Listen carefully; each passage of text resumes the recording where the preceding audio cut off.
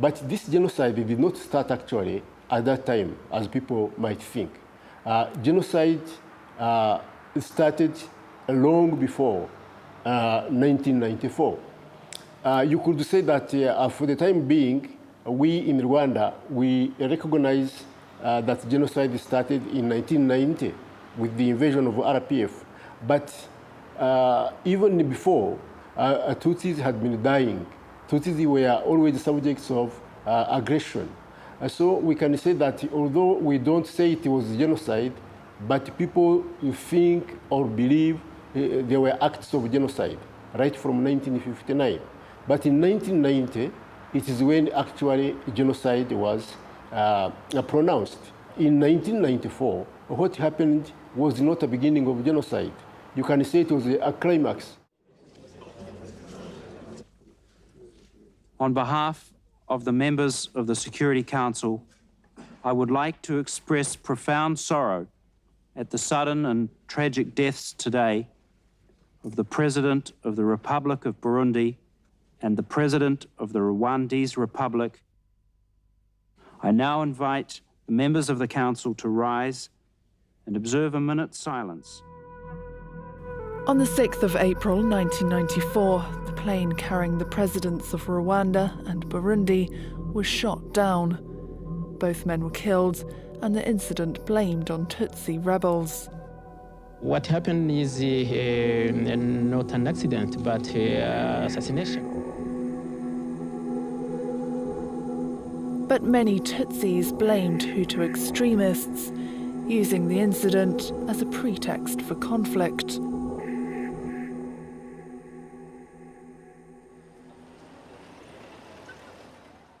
Within hours, a campaign of violence had begun.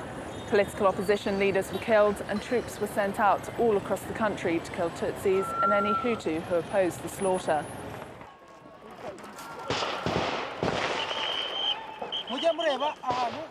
The Interahamwe, meaning those who attacked together, were mobilized.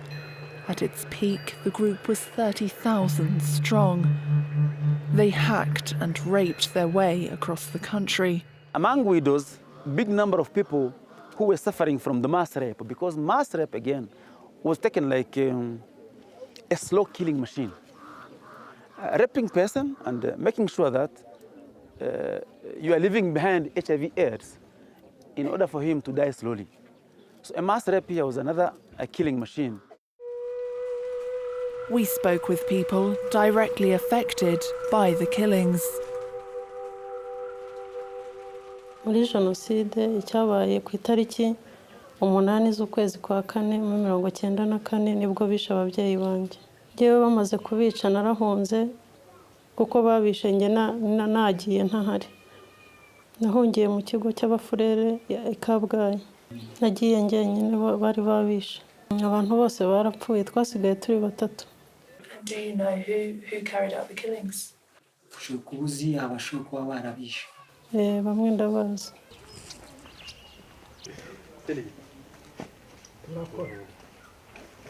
Mahoro. Shemba abamagaye. Azanura n'umusaza Matiyasi ni umwe nawe mu bantu bakoze Genocide ndetse yica abantu benshi harimo n'ubugome bukabije. Ngewe nawe kubana nawe nanjye bakibimara kumpa ikibanza bambwira ngo uzaturana na Matiyasi naramutinye. Ariko Matiyasi yambere umuturanyi mwiza arambwira ati Sirasi humura nubwo nisha abantu uyu munsi sinkira umwicanyi. Narihannye kandi nzi neza ko abo tuzabana bose bazamenya ko ntakiri Matiyasi wa kera wicana ahubwo ndi Matiyasi wahindutse. That time I had 14 years old and I was in senior 1 secondary school, and I saw a lot of things. People killed others a lot, and really the one who had to think hard surprised with how people killed the others without any reason. That's why really it is not good, that kind of genocide. Many of those who did the killing were ordinary people who were simply obeying orders. People killed with appalling efficiency. Incentives such as land or money were given to Hutus to kill their Tutsi neighbours. Jewe uruhare nagize muri Genocide ni abantu nishe b'Abatutsi 94. Ubundi Genocide yarabaye kuko nayigizemo uruhare abantu batandatu imiryango 6 y'abantu nibo nagizeho uruhare mu rupfu rwabo.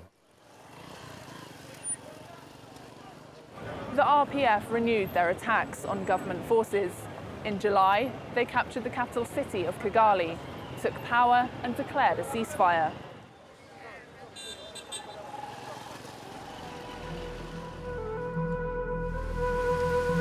In the aftermath of the genocide, Paul Kagami's Rwandan Patriotic Army was accused of carrying out mass killings of Hutu civilians.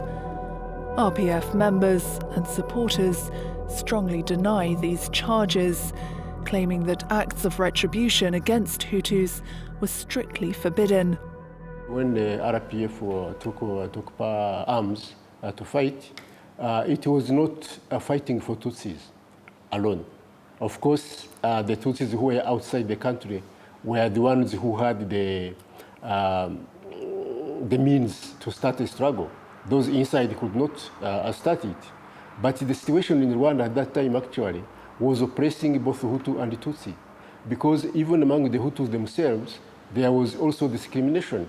Now, instead of developing the country, instead of uniting the country, now they started just discrimination against themselves. They started hatred. They started, destroying the country actually, so that the people who were outside and who were inside had no peace, whether you are a Hutu or a Tutsi. Around 800,000 Rwandans, or 1/10 of the population, were killed during the genocide. Most were Tutsis, but many Hutus who had opposed the slaughter also perished. Like any other place in the country, Eastern Province was also affected during 1994 by the genocide that was committed against the Tutsi. And we are sad to announce that we lost close to 330,000 people. And in this particular district of Rwamagana, we lost around 83,000. We had a quite big number of killings here, but at the same time, it was one of the areas where people did protect one another. And many people did protect one another, even though we had a few cases where somebody will be protecting people in his own neighborhood and thereafter killing somewhere else in neighboring neighborhoods. After 1994, we tried to check how many orphans we had. About 500,000 and widows almost in the same figures. At a memorial in Kigali, written on a plaque, are the words, "The country smelled of the stench of death. Rwanda was dead."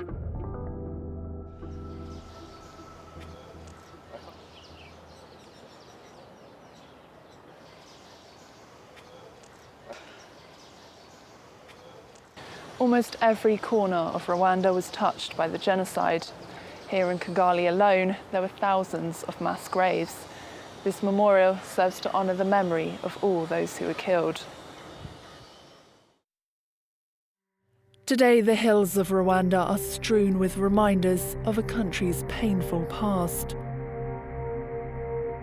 Churches piled high with the bones of those who sought refuge within their walls. Open graves filled with whole families. Rwanda is a country determined to remember and learn from its past.